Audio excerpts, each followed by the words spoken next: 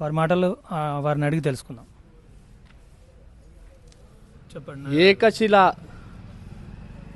యాజమాన్యం సైన్స్ విద్యార్థిని పైన అవహేళనగా మాట్లాడి విద్యార్థిని అనేక రకాలుగా ఇబ్బందులు పాలు చేసేటటువంటి పరిస్థితి అలా మనకు కనపడ్డది. మేము గతంలో ఎన్నోసార్లు చెప్పినాం ఏకశిల విద్యా సంస్థల్ని మొత్తం కూడా మూసివేయాలని చెప్పి. ఎందుకంటే నిండా నెల రోజులు కావటం లేదు సంఘటన జరిగి. ఇదే ఏకశిల హన్మకొండ జిల్లాలో ఉన్నటువంటి ఏకశిల గర్ల్స్ క్యాంపస్లో విద్యార్థిని చనిపోయింది. అది పునరావృతం కాకముందే, దాన్ని మరవక ముందే మరొక ఘటన ఏకశిల గర్ల్స్ కాలేజీలో ఈ వరంగల్లో ఈ సంఘటన ఎదుర్కోవడం అనేది సిగ్గుమాలిన చర్య.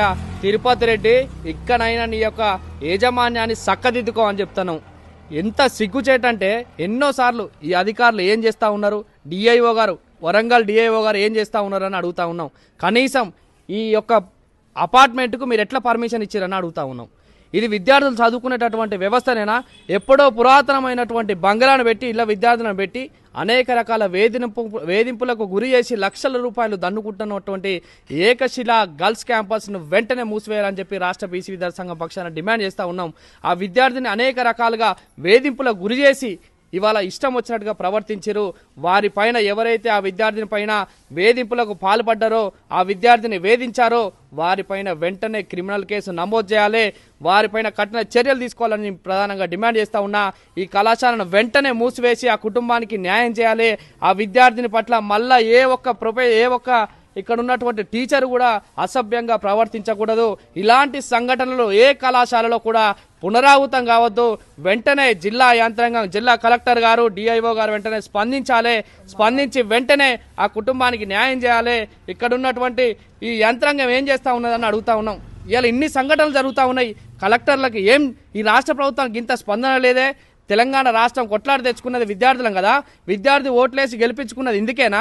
విద్యార్థి ఆత్మహత్యలు ఆగుతాయేమో, విద్యార్థులపైన దాడులు ఆగుతాయేమో అని చెప్పి అనుకున్నాం.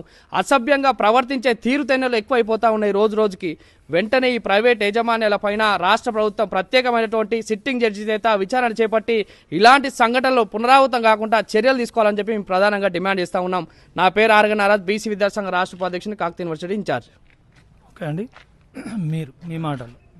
ఈరోజు వరంగల్ జిల్లాలో ఏకశిల జూనియర్ కాలేజీలో ఇంటర్మీడియట్ చదువుతున్న అమ్మాయి పైన ఒక టీచరు అసభ్యంగా మాట్లాడి వేధించడం సిగ్గుమాల చర్యని మాదిగ స్టూడెంట్ ఫెడరేషన్ తెలంగాణ రాష్ట్ర కమిటీ పక్షాన మేము డిమాండ్ చేస్తున్నాము.